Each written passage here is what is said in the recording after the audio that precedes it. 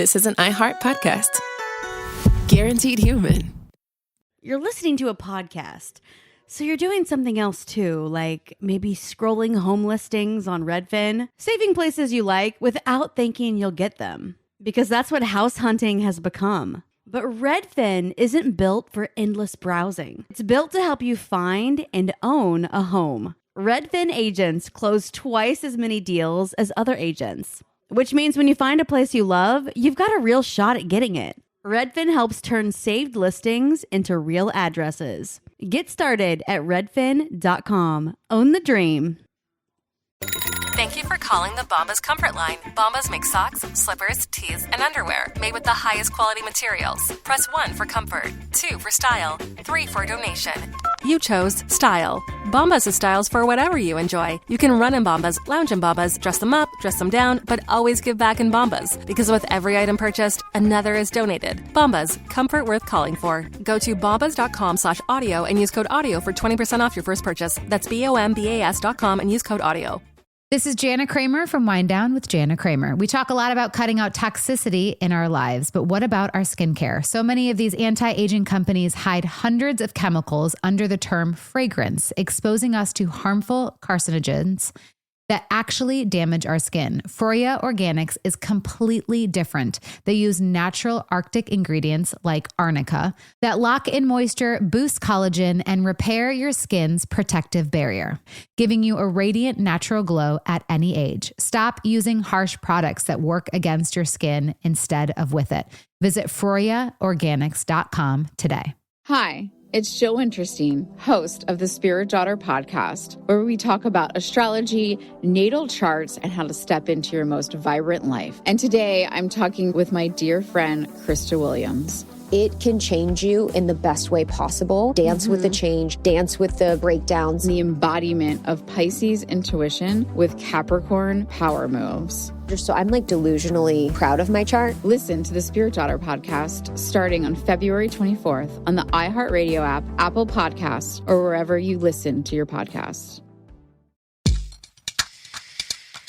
Welcome to Behind the Bastards, the podcast. That's a podcast legally. Is a podcast. As opposed to whatever. You can't argue with that, Jamie. Whatever. There's no getting around it. It's a podcast. Absolutely. This is a podcast where a man in an animal onesie depresses me over Zoom.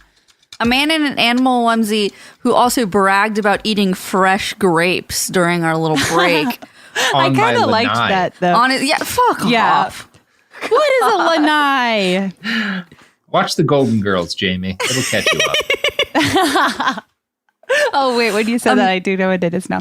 Yeah. Wow. That's good. Mm-hmm. That's good. Golden Girls, people say they learn nothing from Golden Girls except, amazing sex tips. I learned a lot about Golden Girls from Golden Girls. You did?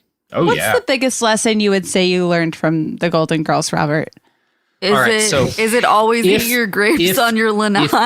If you've killed somebody and you need to get rid of the body, you don't want to use a normal hacksaw, right? You want to use ideally a reciprocating saw of some sort. And then the other problem you're going to have, right? You can't just chop the body up and then deal with the pieces. Shit's going to spray. So you're going to have to cover a wide area. That was a hilarious scene. I didn't learn that from the show, but I did learn that from one of the Golden Girls when we killed a man together. Oh, good. I learned that from the Jinx. Mm-hmm. Mm-hmm. That's a perfect murder in the Jinx. Well, it really is. Speaking of murder, do you want to continue talking about this topic? Ooh. Yes. So, Jamie. Yes. What is a podcast? Well, it's when a series of sort of charismatic, but maybe not that charismatic group of charlatans sell you a mattress. Oh, Jamie, I'm glad you brought up mattresses because good. Casper Mattress has a new offer, right? Now, normally the only way to get a mattress... Is it finally the mattress that eats your ass? Because I've been waiting for it. That's exactly it, Jamie. It is the mattress that eats ass, whether you ask for it or not. This mattress doesn't ask consent. It just goes for it. See, it just goes for it. It just goes for it. There's so many scenarios where that is going to be a problem. Well, Jamie, if you want the mattress that asks for consent before eating your ass, then you want a purple mattress. That's the purple. The purple mattress has consent checks. I've heard that the purple mattress is a very considerate lover. Goes for it. Now, the Casper, here's the thing, you know though. What? The purple mattress, great at consent checks. Can't talk about emotions. The Casper, really emotionally open and has access to pretty good ketamine. So the purple mattress is cheaper, but you will have to pay for it in terms of dragging it to therapy. You're definitely not going to get it to therapy easily. And again, the Casper has access to cheap ketamine. So that's the great thing about capitalism, though, Jamie. If you want a mattress that eats your ass, you have a choice. And that's what makes this the best system in the world. I'm really glad that we got this sorted out, because sometimes there's just questions that you know that your friend will be able to answer for you, but you just don't really know how to start the conversation, you know? Jamie, I can't cold text you saying which mattress eats the best ass. There's I know you knew. One answer, but we have choice. That's what's beautiful. We have In Venezuela, wow, you're lucky if you get one mattress that eats your ass. Mm-hmm. In America, we're very lucky here. We get to choose our ass-eating mattresses. And you know what else we get in America, Jamie Loftus? What is this metaphor? What? Oh, wait, I figured it out. Yes, now I see what you're saying. We do get Joe Rogan. Yes. And you get a choice, too. You can either listen to Joe Rogan give you inappropriate healthcare advice, or you can just not listen to him and be quietly affected by everything he says, because his influence is so great that even if you don't like him personally, epidemic rates that will affect you and potentially derail your life will still, I don't know. Here's a clip of Joe Rogan announcing that he's tested positive for COVID-19. Got tested, and turns out I got COVID. So we immediately threw the kitchen sink at it. All kinds of meds, monoclonal antibodies, Ivermectin, Z-Pack, prednisone, everything. Oh, yeah. Keep it on a loop, baby. Yeah. So this is, God, also why is this a thing with Gen Xers, that it's everything is from the least flattering angle possible? What is that? What is the up angle? The more... It's so easy to catch a better angle, Yeah, but the shittier the angle, the more it looks authentic, I guess. Yeah. That's how Joe Rogan tells us he's one of us. He's one of us. He's one of us, guys. just with an extra $100 or so million. Jamie. Sick. Yeah. If you're a person with a reasonable grasp on observable reality, you will note that Joe Rogan there specified that he'd used his rich person powers to take every available treatment. And some of those treatments are real medicines. Monoclonal antibodies absolutely do some shit. Now, they were almost certainly unnecessary to him, because it sounds like he may just have had asymptomatic COVID, and maybe all he needed to do was self-isolate for a little while, which he did do, I think. But monoclonal antibodies, probably not necessary for him. But if you actually do get sick, can be very helpful, even life-saving. On the other hand, the data suggests that ivermectin probably doesn't. Again, not solidified yet. We may find that there's some treatment case for it yet in the future. But certainly not the same amount of evidence that there is for monoclonal antibodies. Now, being a healthy guy with access to the best healthcare on the planet, Joe was always likely to survive COVID without much of an issue. And again, he may have just had an asymptomatic case, or mostly asymptomatic case. But because he took ivermectin alongside everything else, his example is going to spur huge numbers of people who can't afford monoclonal antibodies or round-the-clock medical observation, but can afford to go down to the fucking feed store. And that's, again, part of the problem, right? This is how the intellectual dark web launders deadly misinformation. Because if you were to hold Joe's feet to the fire on this, he would say, well, look, I didn't say take ivermectin if you're sick. I said we're going to do all of the different things. We tried everything. We tried all of the different medications.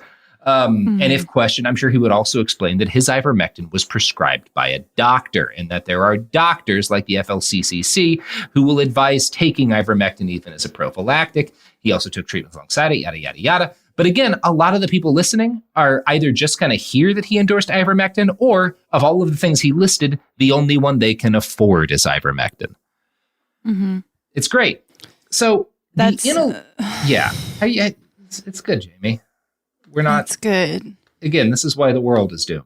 So the intellectual dark web, or IDW, is a term that was coined by a guy named Eric Weinstein to describe himself and a loose alliance of other right-wing thought leaders who generally pretended to not be right-wing.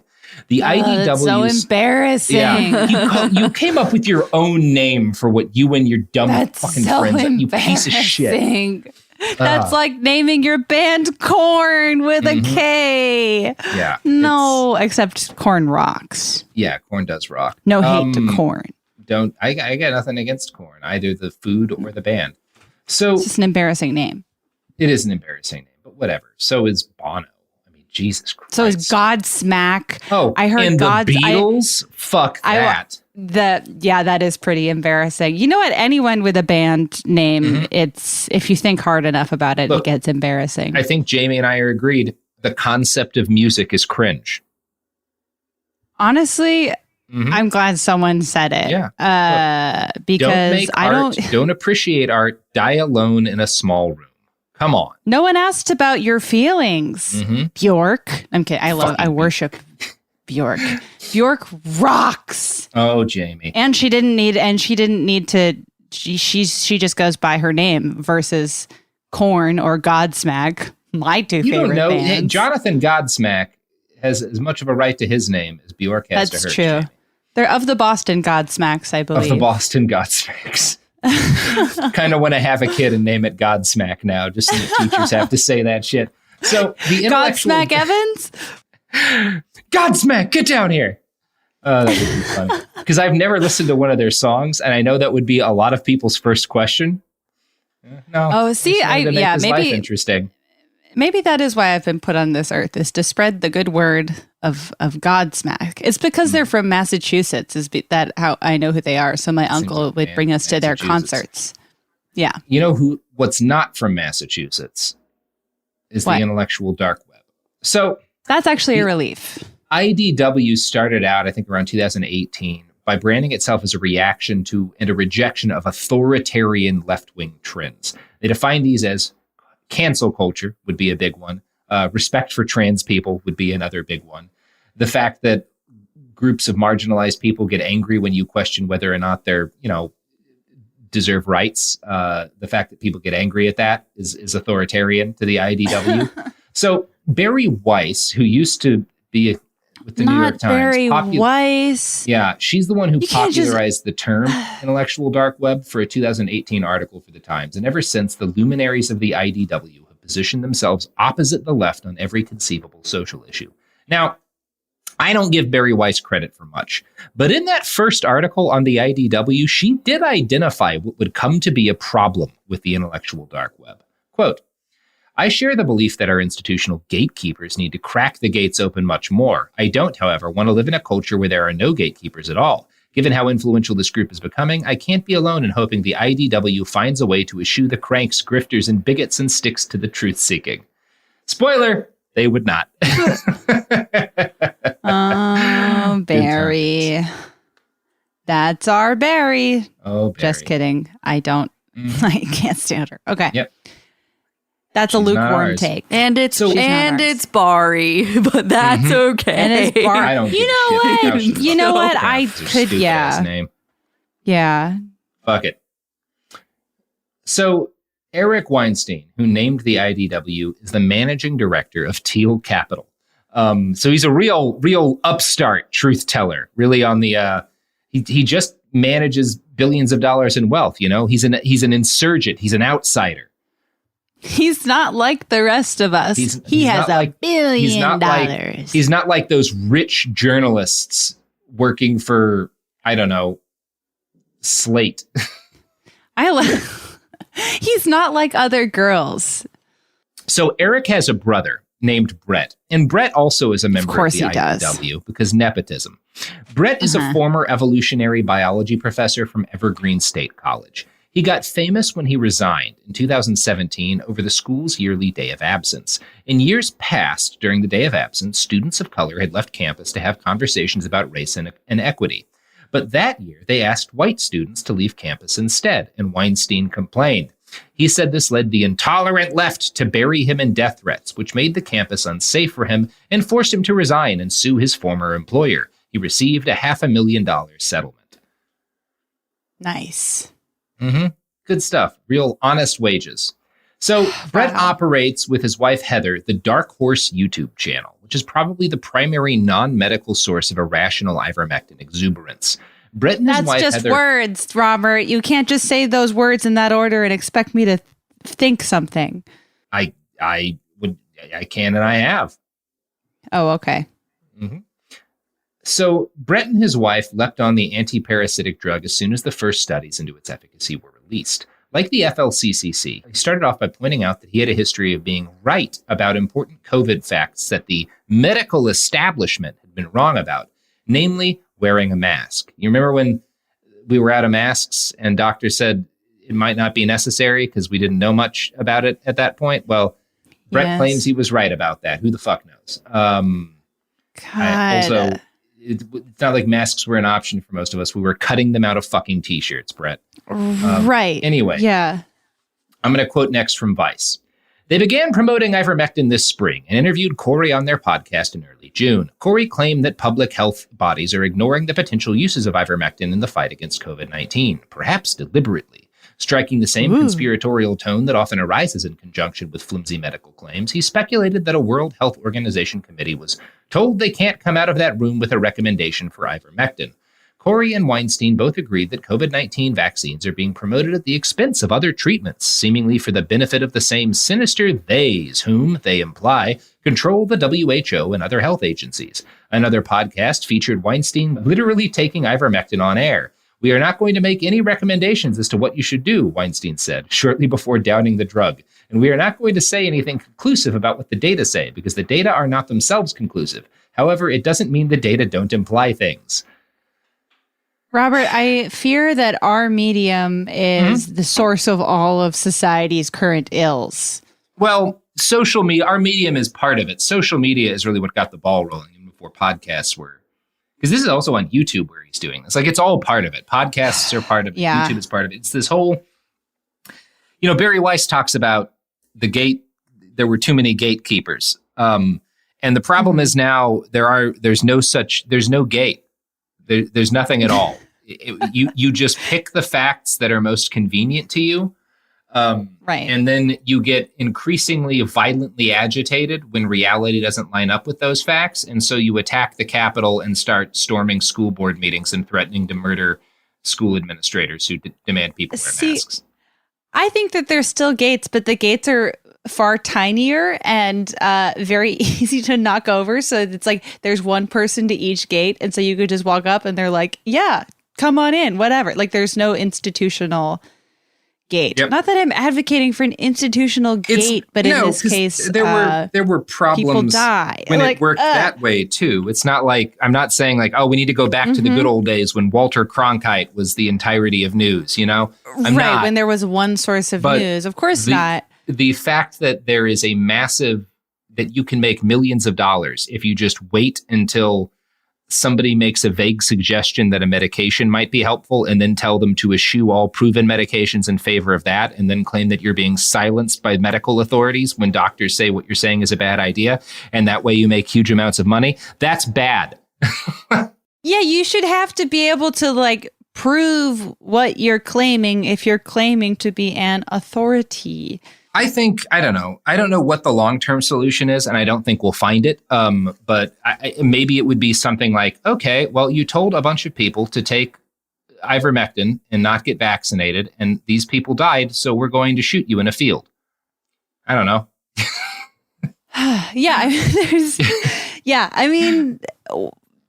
In Minecraft, of course, but I see what you're saying. So Weinstein went on in that episode to claim that neither he or his wife had been vaccinated, quote, because we have fears, as we have discussed at length on this podcast, and that given the apparent effectiveness at ivermectin at preventing COVID-19, why would he bother taking the vaccine? Cost benefit for me, it makes sense. When Vice asked Heather and her husband which reputable scientific sources they followed on ivermectin, Heather responded like a truly gifted grifter. And as a connoisseur of grifters, I have to give her a little clap for this response. Quote, "We are not following any particular experts. That isn't what scientists are supposed to do. We have been and continue to read the scientific literature as it emerges. The one exception to this is with regard to protocol for using ivermectin as a prophylactic against COVID-19, which is listed on the website for the Frontline COVID-19 Critical Care Alliance, an organization of doctors of which Dr. Corey is a leading figure." So we aren't following any experts, but we are only listening to this one guy and taking this medicine because he said to. It's good shit. Sure. No, that's solid. This is like absurd. Okay. Mm-hmm. Yep. Now, it's good stuff. After Brett took ivermectin live on air, Heather claims she and her entire family began taking it as a prophylactic. At one point, Brett Weinstein acknowledged that his advice might stop people from getting vaccinated. Quote, "They could well contract COVID-19 when they otherwise would not have. They might die. That's not a responsibility I want, but I feel it's one I must take on because the analysis that matters is the net analysis. What is the best policy from the point of view of reducing the number of people lost to this disease, as opposed to lost to adverse reactions to vaccines?"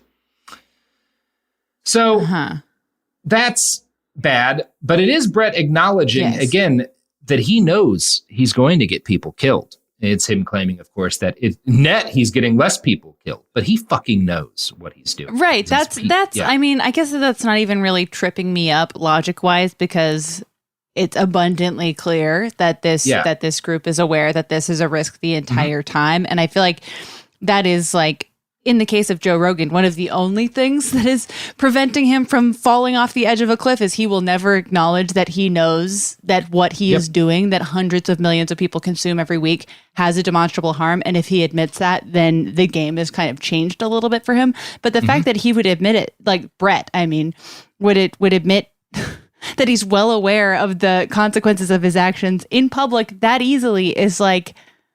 Just speaking of the consequences of his actions, Jamie.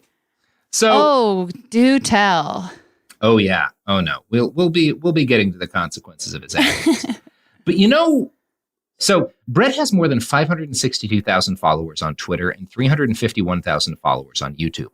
One of his followers was an Englishman named Leslie Lawrenson. Note that I said was. On Facebook. Oh no. Leslie regularly shared Brett's content. Underneath one post wherein Leslie shared one of Brett's videos, he wrote, quote, and this is Leslie, "Ivermectin has been around for 40 years. There have been more than 4 billion doses administered in that time, and its risk profile is extremely well known. Frontline doctors across the world have reported that it is not only safe, but extremely effective in successfully treating COVID-19. Yet its use is being suppressed and blocked by every single government that is within the purview of big pharma, and the mainstream media is exercising a media blackout, aka censorship regarding its existence, so that the sheep never get to hear about it." Shortly after that, he posted a video announcing that he had caught COVID-19 and that he was glad of this because the virus was nothing different from a normal illness and the potential risks of the vaccine were not worth it. Days later, his family found him dead in his home. God, I mean, it's like, do you need a more one-to-one analysis of what this guy's rhetoric is doing? That's fucking That's negligent awful. homicide. That should be punished the same way as hitting somebody with your car when you're wasted. But we reward it with lots of society. money. No, instead he makes a bunch of money. A larger platform than ever before. Goes on Joe Rogan's show. And yeah. Look, That's, I'm not, wow. Okay. I'm very critical of a lot of like the revolutionary fantasizing among some sections of the left and the up against the wall, bring out the guillotines part. But yeah, fucking bring out the guillotines. Let's deal. It's like that's the right thing for Brett. There's some clear-cut examples of like, well, that situation calls for a guillotine. You are knowingly getting people killed for your own personal benefit, and I don't really care what happens to you, Brett. And it's not even, he can't even like, and there's names to the faces, and he knows the names and he knows the faces, and he doesn't give a shit. Like that is just horrific. Anyway, let's have a Nuremberg for disinformation. And like the actual Nuremberg court, most of the guilty people will get off scot-free and later wind up working for NASA. And then someone will make a movie about it. And that will lead to Joe Rogan designing the first successful Mars lander.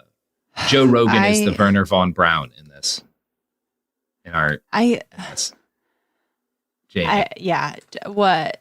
Sorry. Don't you want to see the spaceship that Joe Rogan makes? Is it possible to make a bigger,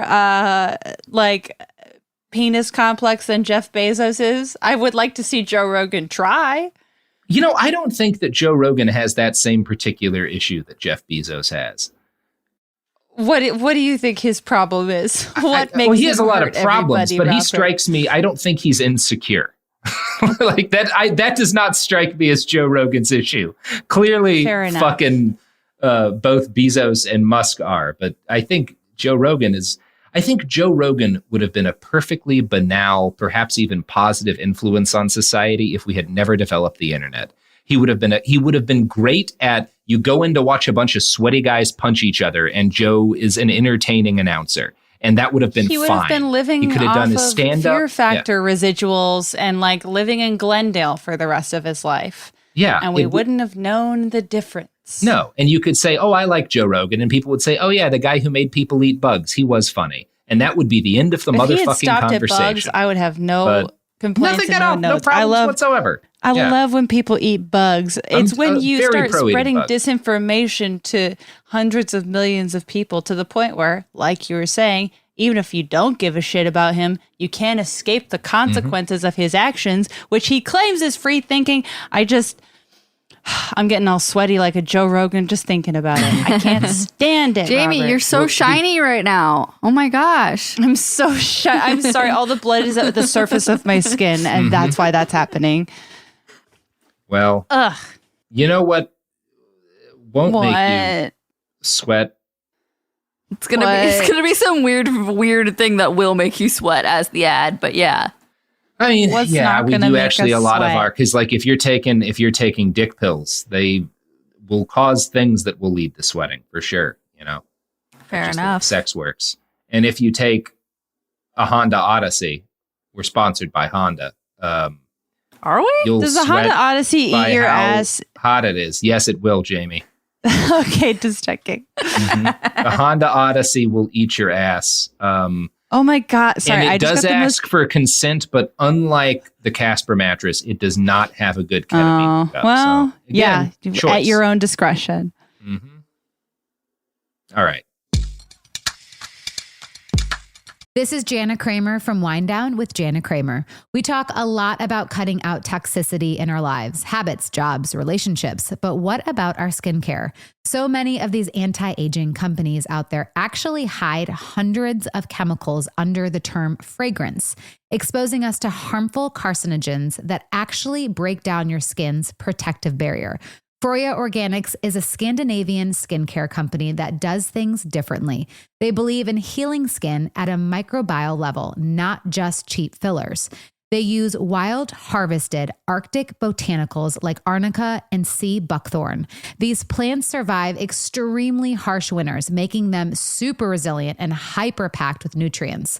They work with your skin to lock in moisture, boost collagen, and even repair your skin barrier, giving your skin a healthy radiance you can literally see and feel. And it actually works. 92% of users reported seeing less wrinkles and fine lines in just 4 weeks. It's time to stop using harsh chemicals and switch to natural ingredients that give your skin what it needs most. Go and check out ForiaOrganics.com today and get 40% off your order. Hi, this is Jill Winterstein, host of the Spirit Daughter podcast, where we talk about astrology, natal charts, and how to step into your most vibrant life. And I just sat down with a Minnie Driver. The Irish traveler said when I was 16, you're going to have a terrible time with men.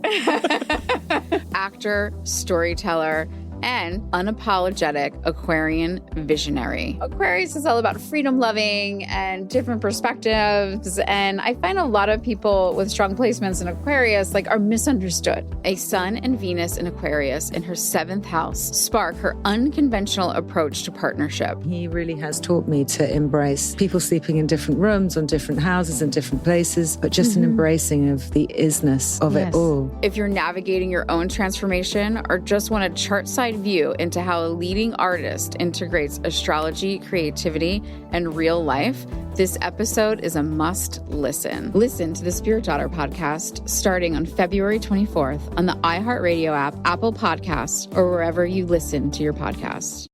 In 2023, a story gripped the UK, evoking horror and disbelief. The nurse who should have been in charge of caring for tiny babies is now the most prolific child killer in modern British history. Everyone thought they knew how it ended. A verdict, a villain, a nurse named Lucy Letby. Lucy Letby has been found guilty. But what if we didn't get the whole story? The moment you look at the whole picture, the case collapses.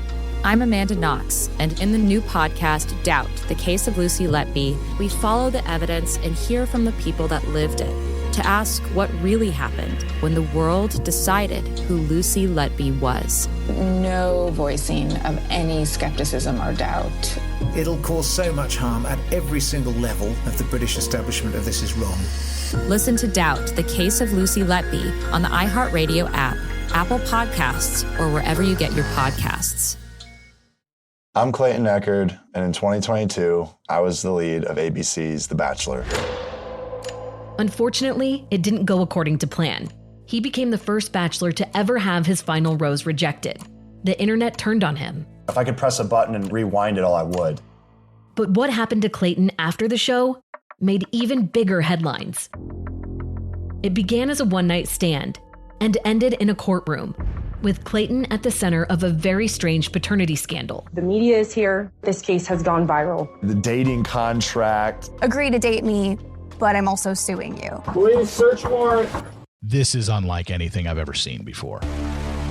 I'm Stephanie Young. This is Love Trapped. This season, an epic battle of he said, she said, and the search for accountability in a sea of lies. I have done nothing except get pregnant by the Bachelor! Listen to Love Trapped on the iHeartRadio app, Apple Podcasts, or wherever you get your podcasts.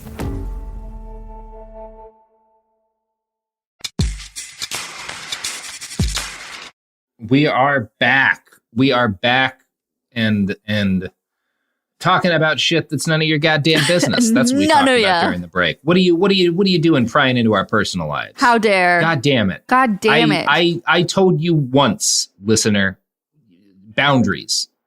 Come on. Boundaries. Look, I'm open. Break down those parasocial walls. Come over to my house. Poison me in my sleep. That is why we give out your address. Please don't poison Jamie in her sleep. She's like one of 4 people that I really like.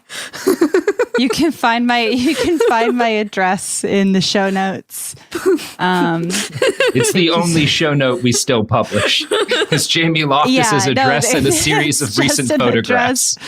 Come to the duplex I live in. There's no air conditioner and it's very hot. Mm-hmm. But please don't. Please. You'll notice. Please don't. Jamie, that we haven't played any clips from Brett's YouTube videos. This is because YouTube has started removing his content that discusses ivermectin and vaccines. A week or so before I wrote this, Weinstein tweeted, "YouTube just demonetized both Dark Horse channels, wiping out more than half of our family income. Their message, drop the science and stick to the narrative, or else." So a bevy of right-wing and generally oppositional defiant thought leaders spoke up in Brett Weinstein's defense. These included Matt Taibbi, whose recent turn has really bummed me out, being a fan of his earlier work. Matt wrote an article titled, "Meet the Censored, Brett Weinstein."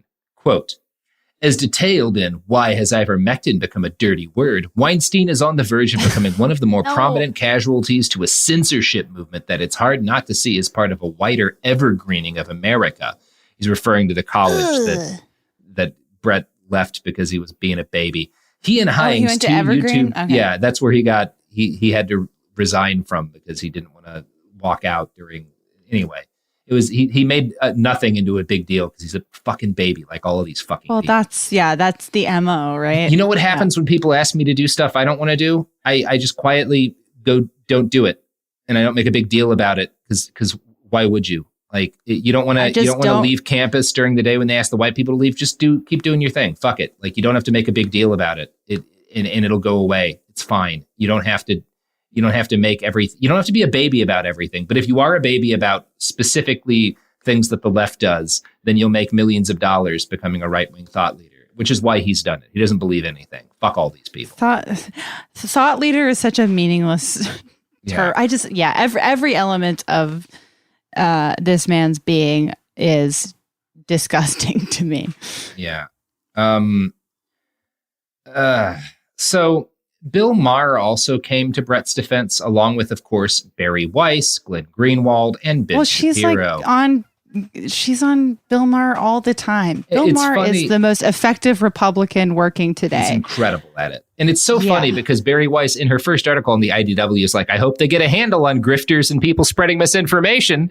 But of course, when they actually do that, she defends them to the fucking hilt because she's also like, wait, not the grifters I like. Who makes $800,000 a year writing shitty Substack articles about how canceled she is.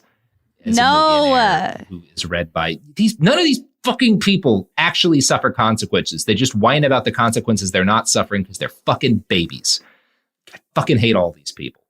So Ben Shapiro blamed Brett's demonetization on the increasingly censorious left. Weinstein took to Odyssey, an alternative YouTube replacement for canceled people. But the reality is that he has not been at all censored. YouTube's policies on ivermectin are extremely liberal, as this quote from Vice makes clear. And I think this is by Anna Merlin. She's done a lot of the best reporting on the ivermectin stuff. It's in general a good journalist. I like her stuff. Yeah. Yeah, I like her a lot. Quote, Weinstein's tweets called the YouTube decision an assault on science, but according to YouTube, even materials that advocate for the use of unproven COVID treatments like ivermectin or hydroxychloroquine would be allowed, so long as there's some nod to the fact that medical and health authorities worldwide don't currently recommend them as a COVID treatment. Ivermectin is an anti-parasite and has been widely and safely used in both humans and animals for that purpose for decades, among other things.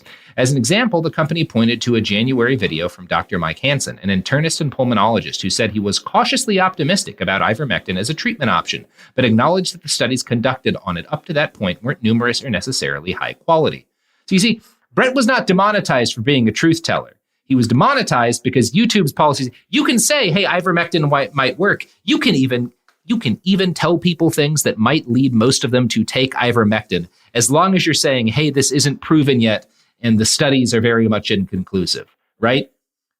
You can talk about ivermectin, you can talk about ivermectin research. You can't say it's a wonder drug that works better than the vaccines, because that's a fucking lie that'll get people killed, Brett, you fucking idiot. He's not an idiot. He's very good at making a lot of money in a very specific evil way. No, it's like he knows exactly what he's doing. Like... Okay. Cool. He's very cannily manipulating the information ecosystem in order to make a profit, and he does not care that it's killing people. And he never will. Put him through the large shredder. That's my best guillotine idea. I've been saying it for years. The largest shredder available. I think actually what you should do is exclusively let him hang out in a room with his biggest fans. Make him live with them. And he has to listen to all of their opinions, no matter how long-winded they are, which they all are, and he has to get COVID from them. And he has to let them cough on him. So again, Brett is claiming to be censored and shit. He was not censored. He broke incredibly permissive policies that YouTube had set by literally stating on air that ivermectin was, quote, something like 100% effective at stopping you catching COVID, which it is not. We may find, when conclusive results come in, that ivermectin has a medical case use for COVID-19. There is a distinctly non-zero chance of that. Perhaps even a decent one, that it has specific uses in treatment. It is not 100% effective at stopping you catching COVID. It's just not. You know why? Because some of the people who listen to Brett Weinstein are dead now. So, of course, Brett is now doing the canceled truth teller circuit. Barry Weiss compared him getting demonetized and having videos removed from YouTube to a book burning. Quote, how have we gotten to the point where having conversations about important scientific and medical subjects requires such a high level of personal risk? How have we accepted a reality in which big tech can carry out the digital equivalent of book burnings? And why is it that so few people are speaking up against the status quo? Also, by the way, Barry Weiss and Brett would all have been huge fans of the original Nazi book burnings because those were deliberately targeting the healthcare of trans people. Anyway, Joe Rogan has acted as a significant amplifier of Weinstein's nonsense. In an episode with comedian Dave Smith, Rogan said that he'd been listening to Weinstein and Haying's advice on ivermectin. In the same episode, he said that COVID vaccines weren't necessarily for most people, and that getting them was just virtue signaling for a lot of us. Quote, if you're like 21 years old and you say to me, should I get vaccinated? I'll go no. Now, in his defense, Rogan later called himself a fucking moron for this, which is, to be fair, an unequivocal statement of fact, that was a stupid fucking thing that he said. The problem is that, again, 100 million people listen to those fucking shows. How many of them made healthcare decisions based on what you said earlier and maybe didn't catch the other thing, right? Like, I found Jordan Peterson tweeting about ivermectin stuff, and he tweets both the positive and the negative studies. Guess which one gets twice as many likes and retweets? Like, dude, it's look, I say this as a comedian. Don't fucking listen to us.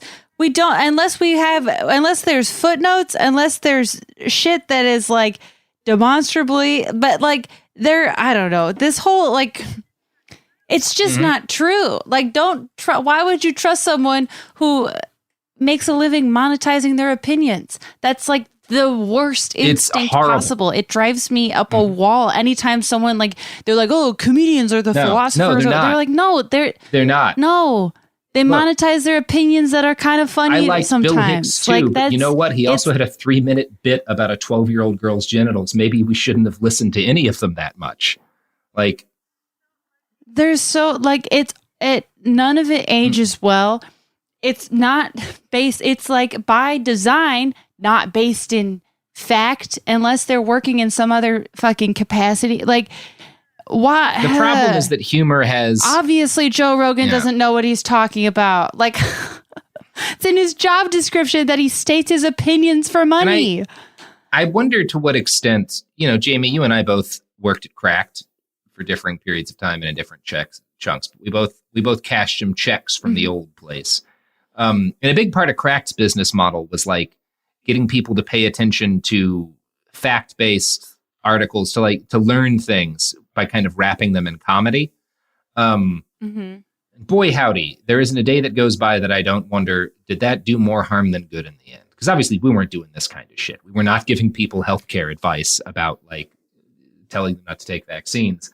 But the broader trend of like, well, it's the same with the Jon Stewart stuff, right? The Daily Show, where it's like, well, this is, quote unquote, better news than the real news. And it's like, well, no, it's not. It may be better news than what talking heads on like 24-hour news channels give you. Sure. It may be better than like different news anchors, but also what they're doing isn't journalism. They're just reading from a fucking prompter about actual journalism. Like, it's not. That's a different brand of monetizing your opinions. Like, the problem is broad, and it's not a right-wing problem. The right wing has monetized it most effectively and used it most effectively to derail human civilization. But it's a human problem, and part of the problem, like fundamentally, a big part of the issue is that like if somebody makes you laugh, you listen to them because we like to laugh. Sure. Sure. I mean, we're beneficiaries of that principle, right? Absolutely. Like, absolutely. And there's definitely people who think that I know things that I do not know. I am a legitimate recognized expert on two things. One of them is how extremist groups use the internet to recruit and radicalize people. And the other is how not to die while taking weird research chemicals that you bought off of a Canadian pharmaceutical website. And anything else that I tell you, I'm not an expert. You can ask me about Kathy comics, and you can ask me about the history of Chuck E. Cheese animatronics. Anything else, it's and Mensa. And I wouldn't even say that I'm like an expert on Mensa. I have experience with them. I've researched them, but I can't claim to be the main expert on that. See, that's a very large issue that Jamie, I don't have you full saying knowledge that of. has made me decide to make you my primary healthcare provider. Now, how much cancer should I have removed? Because I feel like some of it's good to keep, right? You want to have some in there just so you don't get lazy, right? Well, I like to think of keeping some in there as a memory. As a memory. People don't. See, Yeah, the science of memories is very under researched, and I would say that I'm an expert in memories. You want to keep your physical ailments in you just about like 2 or 3%, and you do run the risk of them growing and hurting you. But wouldn't you be sadder if you lost the memory? Absolutely. See, this is the kind of hard-hitting medical advice that podcasts were invented to give. It's just like it's so frustrating that this is happening at the and at some point it's like I feel like Joe Rogan has reached this level of cognitive dissonance where he has to tell himself that it's not causing the clear harm that it's causing because it's like too late on his career trajectory to start backpedaling it, that he's platforming really dangerous people and has been for basically the entire run of his show. I wonder how much he thinks about it, because I fucking do a lot, Jamie. And I try not to, I don't give people healthcare advice unless I'm literally reading, here is the medically recognized advice here, like with a vaccine. I'll tell you to get the vaccine because there's an overwhelming preponderance of evidence that it saves lives. But there's stuff like we did a Bill Gates episode, right? And I fucked up a fact in it, which was this circumcision program that I still think has some kind of gross undertones, but I was wrong about a lot of the negatives of that. And I found the source that was not, that I should have vetted more properly. And I recorded a correction. We put it up in the episode, but by God, there's still people who will make jokes about that part of the episode that make me think they didn't catch the correction. And that is, I think, which might be minor true. compared to telling people not to get vaccinated, but it's still it should worry you if you do this. Yeah. Yeah. I mean, it is, and I feel like the nature of, and this isn't even a criticism of Joe Rogan. I mean, this the nature of podcasts and the nature of a lot of whatever, I can't think of a worse term on the planet, but content creation in general, is that there is such a pressure on people to release so much so quickly that it's inevitably there's going to be stuff that isn't carefully vetted enough because of the capitalistic demand for there to be more and more and more of it. And if you just think of the sheer amount of information and just stuff that Joe Rogan releases into the world in a single week, there's no way that it could be properly vetted. There's not enough time to properly vet a show like that. And it's well, then maybe there's an issue with how it's being done. Yeah. But there's such a clear incentive for him to do that. That maybe that makes it worth the cognitive dissonance that he's clearly hurting people. I don't know. It's just it's a real problem, Jamie. I mean, I don't know. This is the biggest moral quandary within my own life, my own personal ethics. I'm way less worried about the ethics of me personally driving a fucking car that burns gasoline than I am worried about the ethics of we got Behind the Bastards got 5.5 million downloads last month, right? And then another 1.2 million or so. Bragging, Robert. Well, but I'm saying I have 14 downloads last month. No, you fuck something up, and depending on what you fuck up, it can permanently alter the way people think about the world. And I'm not trying to be arrogant there. I have people talk to me about the influence things that I've said have had on them, and I think it's generally been positive. It's often someone being I was, on the alt-right or whatever. And and so I feel fine about that. But you don't actually know what impact you're having on all of them, because maybe it's more subtle for a lot of people. Maybe you say something offhandedly that is inaccurate, and for whatever reason, it causes someone to make a choice they wouldn't otherwise have made. And maybe they're not even aware of it, because when you're producing content at that kind of scale to that many people, I don't know. We should all be more concerned about what we're doing for a living, I guess. I agree. Yeah. It's we're certainly not above this criticism in any way. It's something that I think about all the time where it's I mean, we're above it in that neither you or I are giving people advice on taking unregulated and unapproved medications to treat a pandemic. No. We are better than them. I will say that. Yeah. We are better than the people that are killing people. Yeah. But what a low bar to clear. It's a very low bar. I think about that a lot, where it's like there's times that people have like, I don't know, or just sort of you hear someone's takeaway from your work repeated back to you, and just like I've had moments where someone has said something to me of like, well, when I heard that you did this, I was like, oh wow, and it was like, well, that's not really what I was saying. That's not really what I was saying, but that's what you took away, and that's kind of the risk that you take when you release shit into the world. Like, it's just, I don't know. I mean, obviously not a new problem, but on this like scale and in this way, it really is a stressful. Yeah, it's made me realize. But fortunately, the most influential people on the planet don't give a shit. So there you go. Yep. So there you go. They don't think about this at all, unless they're thinking about how to profit from it. So this was a long digression, but I think a necessary one. I want to get back to that episode Rogan did, the emergency episode with Weinstein and Dr. Pierre Corey, where they talked about how, and one of the things they talked about, they brought up a lot of bad science, including the, one of the studies we broke down earlier. But one of the things that Corey talked about in that episode was that the virus had been, quote, eradicated in monkey kidney cells in a lab test. And the kidney cells that they had used are called Vero cells, which are used by virologists in research, including some early research into hydroxychloroquine last year. But as Wired reported in 2020, increasing evidence suggests that Vero cells actually might be a terrible thing to use for studying treatments to coronaviruses in this way. Quote, human lung cells contain at least two different enzymes that can help the virus sneak through their membranes. With Vero cells, however, only one of those modes of entry is available, and it turns out to be the one that hydroxychloroquine will block. Pullman and his team published the results in the journal Nature on July 22nd. For him, it's a clear example of why using human lung cells is really important in studying this pandemic virus.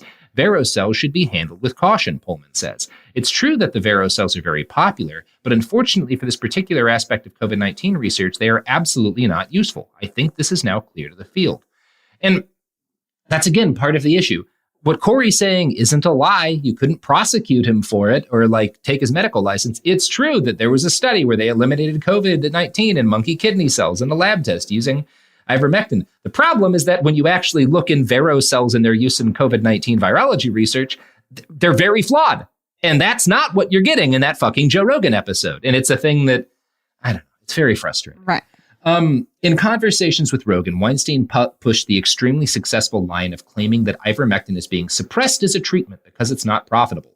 You have a drug that's good enough to end the pandemic at any point you want it. Who decides to prioritize business interests ahead of that? I find it hard to imagine. He speculated that the pharmaceutical industry has corrupted the system of approving new drugs and that because there's no profit to be made from ivermectin, it's being ignored or smothered. Now, during their emergency episode discussion, Dr. Pierre Corey backed Weinstein up in this line of reasoning, claiming no one is going to fund pharmaceutical trials around ivermectin. No one, he said, is championing ivermectin except for my little group of nonprofit doctors. Can't say they're not nonprofit. I'm not really it. But also, if they're working for a nonprofit, doesn't mean they're not making money. That's how nonprofits work. Yeah. Oh, boy. Okay. Yeah. That was and yet another sentence that gave me a migraine. Okay. Also, what he said is just objectively untrue. A lot of people are funding pharmaceutical trials around ivermectin. A study from Spain was published earlier this year that showed no difference in outcomes as a result of ivermectin use. Oxford University just announced that they would be studying ivermectin as part of a massive study on COVID treatments. There have been a bunch of studies on ivermectin, which are very, have a lot of disputing, different kind of results to them, but, it's not being ignored. It's being studied. You're just demanding that people come to a conclusion about it before the actual science is there because you're a fucking grifter. Now, it's worth noting that the main manufacturer of ivermectin has also warned people against taking their medicine from COVID. They recently announced that their own product has, quote, no scientific basis for a potential therapeutic effect against COVID-19 from preclinical trials, no meaningful evidence for clinical activity or clinical efficacy in patients with COVID-19 disease, and a concerning lack of safety data. And I'm not one to go to bat for Big Pharma, but they have a profit motive they would make a lot of money by pretending otherwise. Right. So it's like, I don't even think it's going to bat for Big Pharma to say that the fact that it was this serious of an issue that Big Pharma gave up a check. Hey. Like, what else do you need to hear? Please stop taking our horse medicine for COVID. So right. They don't do that very often. They're not one to pass on a check. We've talked about the FLCC and the intellectual dark web so far, but there's one last bad actor in the Ivermectin story that I should probably explain. An organization called America's Frontline Doctors. These cats came onto the scene in July of 2020 when a group of them gave a press conference on the steps of the Supreme Court urging people to take hydroxychloroquine. They claimed that the mental toll of the lockdowns was worse than the virus, which by that point had killed several 100,000 Americans.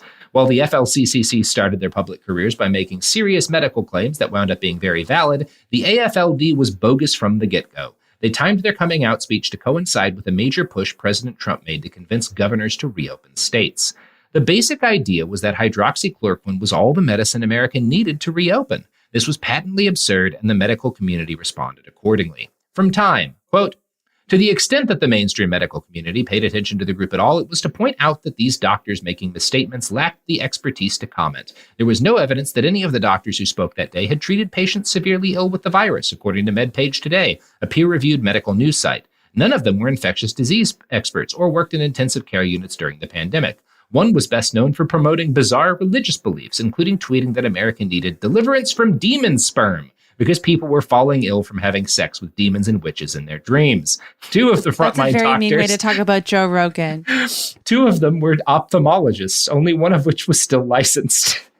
The emergence... No! Yeah. So again, FLCCC, these are more credible doctors, but just because someone says it's an organization of doctors, dig a little deeper. You know who else were all doctors? The guys prescribing people in LA marijuana back in the mid-aughts. And most of them were day drunk while doing it. They were not doing medicine. They were giving us access to pot, which is fine, but it wasn't medicine. Which is, it's a victimless crime, but it's, So the quote from Time, "The emergence of AFLD was a coordinated political effort months in the making. The group was the brainchild of the Council for National Policy, a secretive network of conservative activists. During a May 11th call of CNP members that was leaked to the Center for Media and Democracy, a progressive watchdog group, members complained that Trump was being slammed for his handling of the pandemic, including failing to follow scientific guidelines. The group needed their own medical professionals to promote their message, they said, in the face of data showing 2/3 of Americans were wary of restarting the economy." So very much an astroturfed sort of thing to justify a reopening, at the cost of people's lives. Nancy Schultz, a Republican activist, had spoken up during this call and hinted at the existence of the AFLD. Quote, "There is a coalition of doctors who are extremely pro-Trump that have been preparing and coming together for a war ahead in the campaign on healthcare, and these doctors could be activated for this conversation now." Again, it's all out there. All of this is public information. Obviously, right. They're talking about this like they're fucking like deep frozen Marvel heroes that they could be activated for that's just, But you know who is a deep frozen Marvel hero, Jamie? Who? The products and services that support this podcast all crash landed into the Arctic while trying to something to do with World War II, right? I don't. Do they have good butts? Do they have good butts? Amazing like the Marvel asses, incredible asses. Sometimes we're talking about Chris Evans here, right? Yeah, we're talking about the butt from above. Exceptional asses. Look, nobody's, there's a lot of scientific debate around ivermectin. Ain't no debate around Chris Evans's ass. No, there's some things that bring people together, and Chris Evans's ass is one of those things. Yes, exactly. And a cure for COVID-19. Anyway, Robert, what? I don't know. I mean, I guess it's spreading the rumor that Chris Evans, what would you, just his ass, like, I don't want to destroy his ass for fake science. Yeah. Well, Jamie, the good news about Chris Evans's ass is that, I don't know how to continue this joke. This is Jana Kramer from Wind Down with Jana Kramer. We talk a lot about cutting out toxicity in our lives, habits, jobs, relationships, but what about our skincare? So many of these anti-aging companies out there actually hide hundreds of chemicals under the term fragrance, exposing us to harmful carcinogens that actually break down your skin's protective barrier. Foria Organics is a Scandinavian skincare company that does things differently. They believe in healing skin at a microbial level, not just cheap fillers. They use wild harvested Arctic botanicals like arnica and sea buckthorn. These plants survive extremely harsh winters, making them super resilient and hyper packed with nutrients. They work with your skin to lock in moisture, boost collagen, and even repair your skin barrier, giving your skin a healthy radiance you can literally see and feel. And it actually works. 92% of users reported seeing less wrinkles and fine lines in just 4 weeks. It's time to stop using harsh chemicals and switch to natural ingredients that give your skin what it needs most. Go and check out ForiaOrganics.com today and get 40% off your order. Hi, this is Jo Winterstein, host of the Spirit Daughter podcast, where we talk about astrology, natal charts, and how to step into your most vibrant life. And I just sat down with a Minnie Driver. The Irish traveller said when I was 16, you're going to have a terrible time with men. Actor, storyteller, and unapologetic Aquarian visionary. Aquarius is all about freedom-loving and different perspectives, and I find a lot of people with strong placements in Aquarius are misunderstood. A Sun and Venus in Aquarius in her 7th house spark her unconventional approach to partnership. He really has taught me to embrace people sleeping in different rooms, on different houses, in different places, but just an embracing of the isness of it all. If you're navigating your own transformation or just want a chart-side view into how a leading artist integrates astrology, creativity, and real life, this episode is a must listen. Listen to the Spirit Daughter podcast starting on February 24th on the iHeartRadio app, Apple Podcasts, or wherever you listen to your podcasts. In 2023, a story gripped the UK, evoking horror and disbelief. The nurse who should have been in charge of caring for tiny babies is now the most prolific child killer in modern British history. Everyone thought they knew how it ended. A verdict, a villain, a nurse named Lucy Letby. Lucy Letby has been found guilty. But what if we didn't get the whole story? The moment you look at the whole picture, the case collapses. I'm Amanda Knox, and in the new podcast, Doubt, the Case of Lucy Letby, we follow the evidence and hear from the people that lived it to ask what really happened when the world decided who Lucy Letby was. No voicing of any skepticism or doubt. It'll cause so much harm at every single level of the British establishment of this is wrong. Listen to Doubt, the Case of Lucy Letby on the iHeartRadio app, Apple Podcasts, or wherever you get your podcasts. I'm Clayton Eckerd, and in 2022, I was the lead of ABC's The Bachelor. Unfortunately, it didn't go according to plan. He became the first bachelor to ever have his final rose rejected. The internet turned on him. If I could press a button and rewind it all, I would. But what happened to Clayton after the show made even bigger headlines.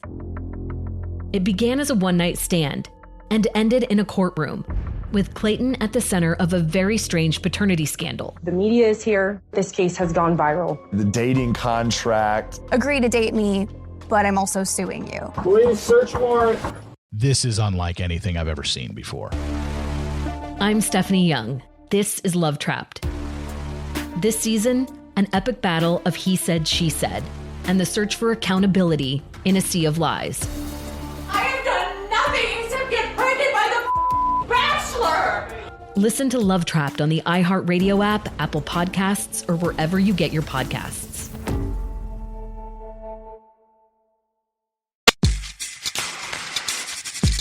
So we're back. And obviously, scientific evidence eventually made it clear that hydroxychloroquine is not a miracle cure. We got our vaccines, Trump lost the election, and the virus kept mutating because a bunch of people refused to wait to get vaccinated before going out in public and also refused to get vaccinated. Anyway, whatever, it happened. You know this story, listener. The AFLD continued to shift and change to offer effective disinformation at every stage of the pandemic. At the start, the group's leader, Dr. Simone Gold, had focused on the danger of the lockdown and minimized the deadliness of COVID. Once hundreds of thousands of people were dead, she pivoted to claiming that hydroxychloroquine could save lives and end the pandemic.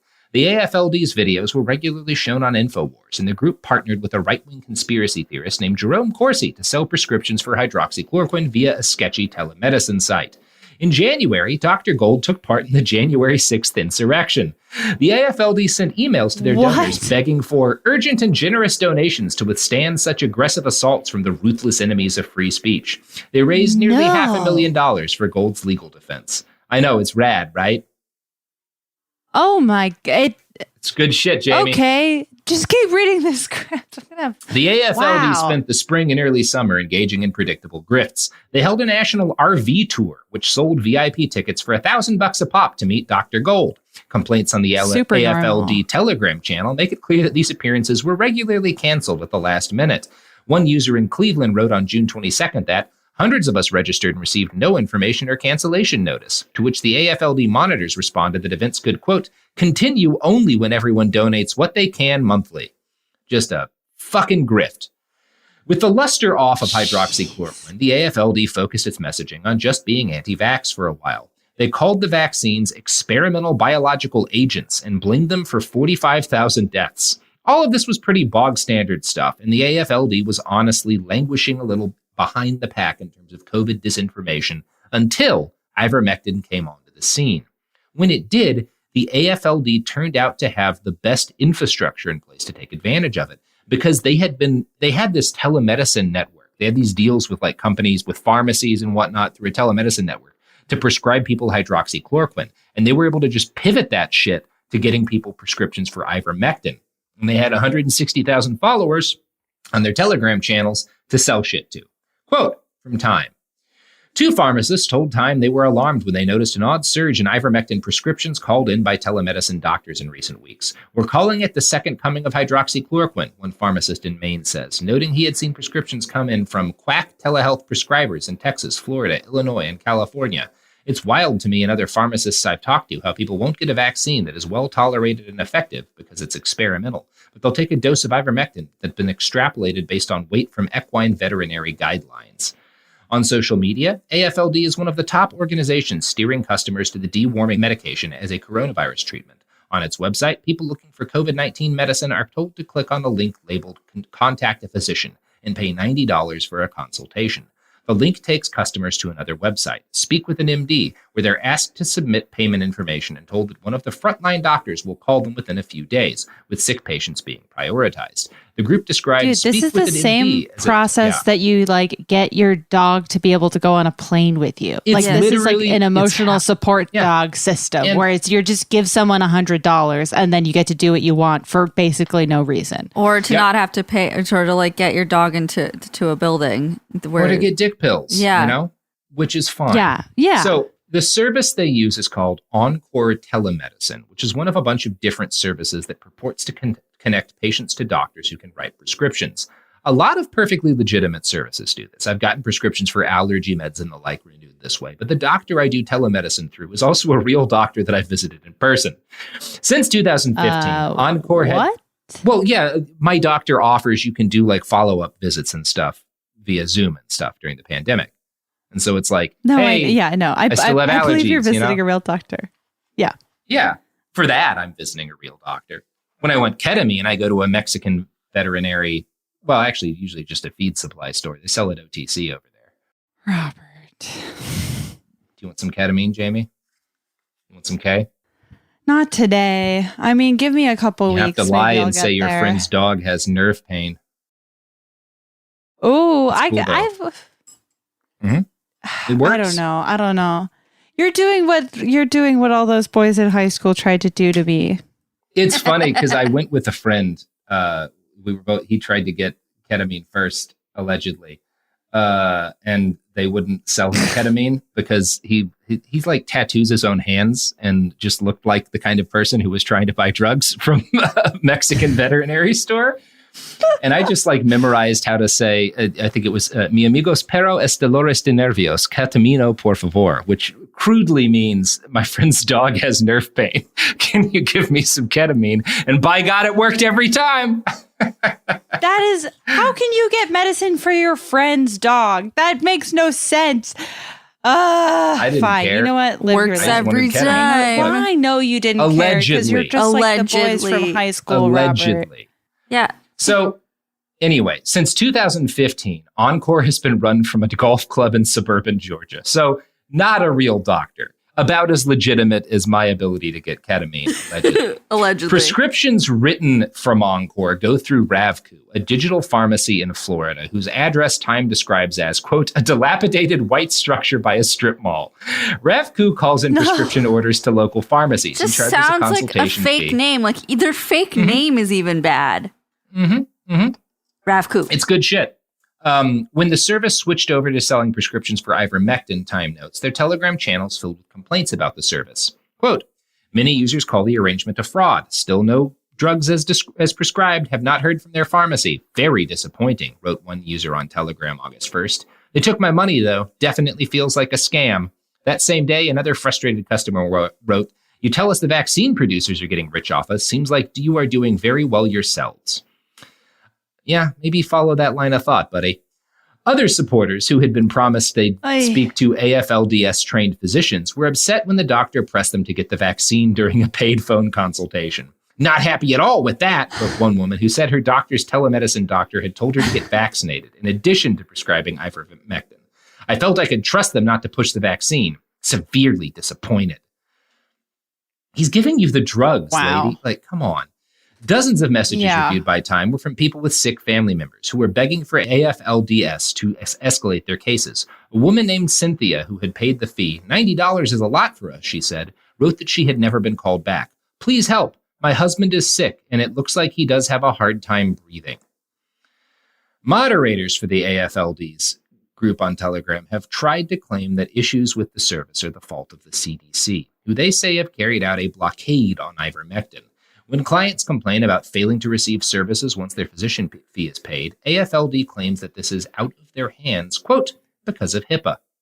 But there is no blockade of Ivermectin. The simple reality is that all these groups have so thoroughly fucked the information ecosystem around COVID that people have bought up every pill, dip, and paste bottle they can find. While Joe Rogan and others like him get the prescribed human version of the drug, desperate people who believed the FLCCC or AFLD or Brett Weinstein often wound up self-medicating with fucking sheep dip. And this brings us to Facebook. Of all the things we've talked about today, most of the Ivermectin Facebook stuff is not a grift. It's the result of guys at the top, like Dr. Corey and Weinstein, spreading vaccine distrust and vague bullshit about Ivermectin, and institutions like the AFLD being unable to provide prescriptions for most of their clients. A lot of people who believe this shit are too poor to use these services anyway, so they turn to veterinary medicine. And because like they're trying to figure out how to use it right, they want advice, they can't afford to use any of these other services, they get on Facebook groups, right? There are grifters in these groups. There are people who like scan for just like what random medications people are telling each other to take on Facebook and then buy them up to sell them and stuff. Like that does happen. But most of these people just think they're protecting their family and are very bad at vetting information. So there's a shitload of these Ivermectin Facebook groups. Some of them have tens of thousands of members. More pop up every day. Vice did a solid investigation where they looked at several of these groups and, quote, in another group with more than 2,000 members, an administrator focused Wednesday on updated protocols from the Frontline COVID-19 Critical Care Alliance. The FLCCC, the administrator wrote, is as of this week advising people to take 2 to 3 times as much ivermectin as it had previously recommended for early treatment of COVID. Members of the group studied charts in an attempt to find out just how much they would need to squirrel away. In yet another group, which has 26,000 members and promotes itself as a medical team, a user who had just tested positive for COVID asked for help. I tested positive this afternoon, day 2 of symptoms, she wrote, and I literally cleaned out my pharmacy supply of ivermectin, and I only have enough for 2 doses until Friday. I'm 1 pill short of each dose for my weight. Basically, I have to skip a day, and I can only have 1 dose accurately weight-based until I get more on Friday. Should I take 1 full weight-based dose and 1 less than weight-based, or 2 equal doses, both the same amount? Either way, I have to skip a whole day, which is disappointing. Users advised her to front-load her dosing for maximum efficacy. Facebook's rules officially prohibit this sort of thing. You're not allowed to sell fake cures for COVID or make claims that are unfounded COVID treatments. But the reality is that the sheer size of Facebook makes moderation impossible, and they don't really try. When Vice brought specific groups up to Facebook, those groups were removed, but ivermectin aficionados keep creating new slang terms to use for the medication in order to evade censors. We saw this with like the Boogaloo Boys going with Big Igloo or whatever, right? It's just how this shit works. In these groups, people don't just provide each other with advice on how to acquire and take ivermectin. They provide emotional support for what they believe is an unfair crusade against what Dr. Corey calls a wonder drug. Quote, "Help," a person posted to a Facebook group, laying out the particulars of how a family member hospitalized with COVID-19 was being treated with oxygen, antibiotics, steroids, and expectorants. He's going downhill fast. They're not willing to give him ivermectin. Why do hospitals not allow treatment of ivermectin? I still can't wrap my mind around it. Another distressed person who described their father being hospitalized with COVID-19 posted to a Facebook group. Is it straight up money? Later, this person updated their post. I just talked to the doctor with all the bad news. I asked him about ivermectin. He said the words that will haunt me forever. Ivermectin is a quack. This fucking doctor trolled me as he's telling me my dad is dying. Oh my God. Oh, that's so dark. Mm-hmm.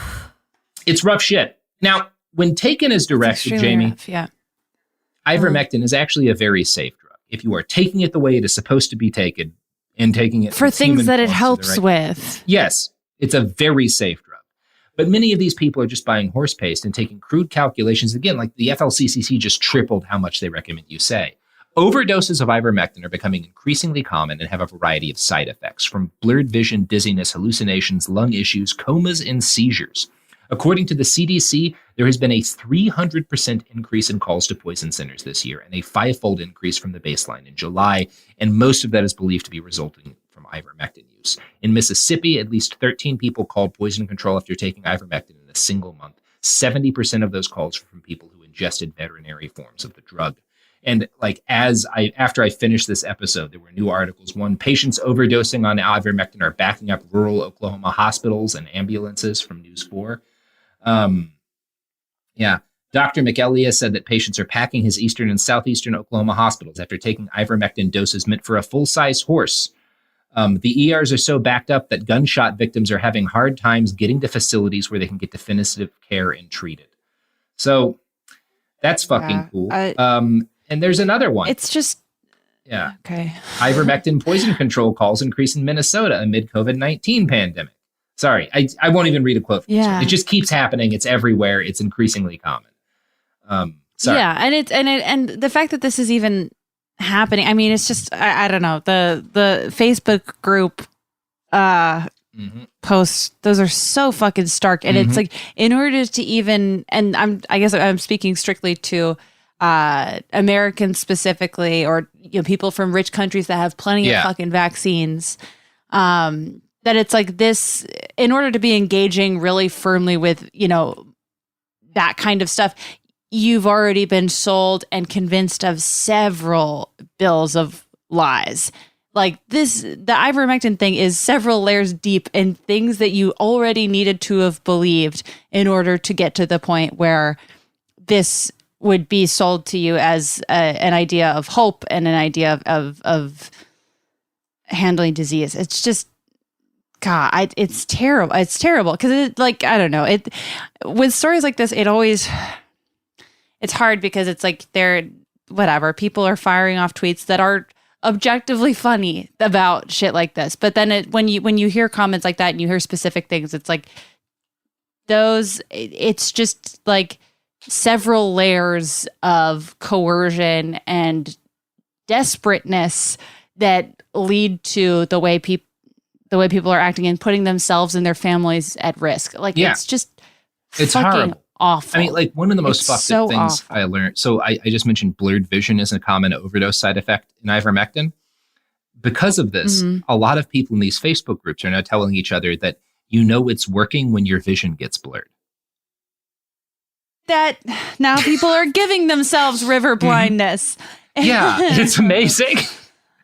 I'm not going to go in and read these, but there's a lot of reports of people pooping what they think are worms, and now they're convincing themselves like, oh, I've got parasites. And what's actually happening, we talk about this in the bleach drinking church episode, where like parents are force feeding bleach to their autistic kids to cure it, and they see that they're like passing all of these they're full of parasites, they're passing these worms. It's intestinal lining. They're shitting out the lining of their intestines because they put so much poison into their fucking bodies. It's just without oversimplifying. It's horrible. And like as I'm talking about, yeah. Mm-hmm. I don't know. No, it's a lot of what we were talking about in part one, and also now is like it to me. And I'm not an expert in this in any way, but it seems like a lot of the issues with autism anti-vaxxers was that they read a bunch of bullshit studies that were not proven and were later redacted, but it didn't matter because the damage had already been done. And it's like that same exact pattern is present here. Yeah. And when that study gets redacted, that's just proof that the deep state. That's censorship. Censoring you or some shit. Anyway, Jamie, how you feeling? That's the episode. Oh, man. Demolished. How are you? Oh, pretty good. I think I might get back out onto my lanai, pick a couple of tomatoes, you know? Oh, yeah. Well, as long as you're on the lanai consuming your produce, then I think that, you know, you'll be fine. I've got to go take 500 brain pills and sweat in a freezing cold room. That sounds like a great idea. Sounds like the Joe Rogan way. Doing. Yes, it's the new golden standard for all comedians. We have to do it, or we'll never work in this town again. This town being Austin, Texas, of course. Mm-hmm.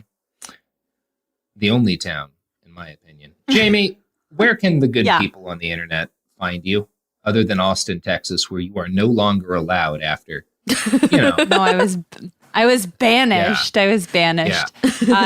Listen, I for sweat good too reason, good. to be honest. I sweat too good. I posed a threat.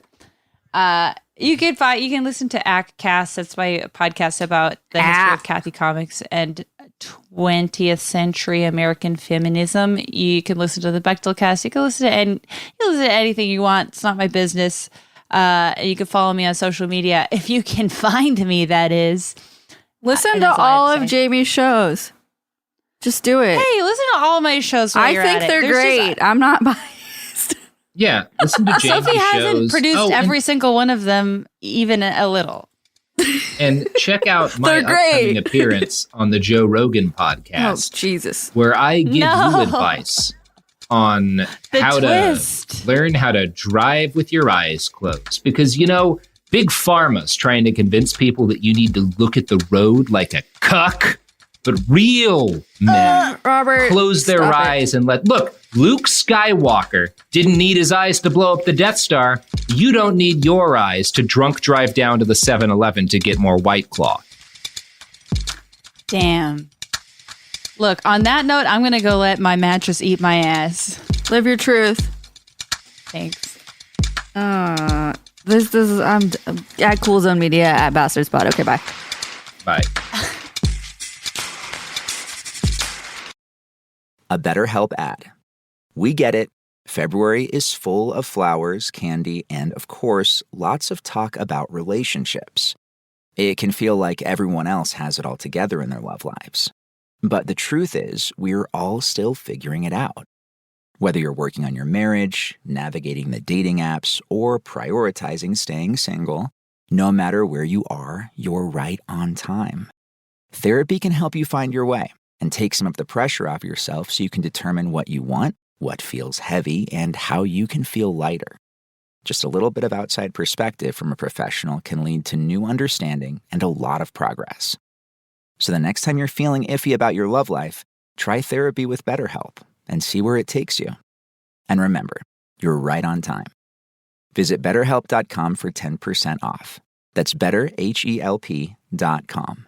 This is Jana Kramer from Wind Down with Jana Kramer. We talk a lot about cutting out toxicity in our lives, but what about our skincare? So many of these anti-aging companies hide hundreds of chemicals under the term fragrance, exposing us to harmful carcinogens that actually damage our skin. Froya Organics is completely different. They use natural Arctic ingredients like arnica that lock in moisture, boost collagen, and repair your skin's protective barrier, giving you a radiant natural glow at any age. Stop using harsh products that work against your skin instead of with it. Visit FroyaOrganics.com today. Hi. it's so interesting, host of the Spirit Daughter podcast, where we talk about astrology, natal charts, and how to step into your most vibrant life. And today I'm talking with my dear friend, Krista Williams. It can change you in the best way possible. Dance with the change, dance with the breakdowns. The embodiment of Pisces intuition with Capricorn power moves. So I'm like delusionally proud of my chart. Listen to the Spirit Daughter podcast starting on February 24th on the iHeartRadio app, Apple Podcasts, or wherever you listen to your podcasts. I'm Clayton Eckerd. In 2022, I was the lead of ABC's The Bachelor. But here's the thing. Bachelor fans hated him. If I could press a button and rewind it all, I would. That's when his life took a disturbing turn. A one-night stand would end in a courtroom. The media is here. This case has gone viral. The dating contract. Agree to date me, but I'm also suing you. This is unlike anything I've ever seen before. I'm Stephanie Young. Listen to Love Trapped on the iHeartRadio app, Apple Podcasts, or wherever you get your podcasts. This is an iHeart podcast. Guaranteed Human.